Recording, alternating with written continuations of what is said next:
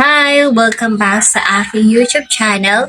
So for today's video, ituturo ko po sa inyo kung papaano i-off ang notification email sa ating Shopee account. Kung bago ka lang dito sa aking YouTube channel, please subscribe at pahit na rin na notification bell para lagi kayong updated sa mga ina-upload kong video.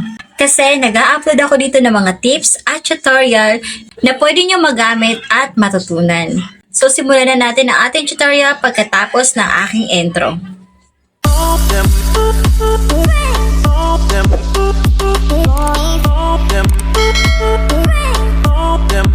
Una ay punta lang tayo sa ating Shopee apps. Tap nyo po yung Me para mapunta kayo sa inyong profile. Tap Settings dito sa taas makikita nyo. Then tap Notification Settings.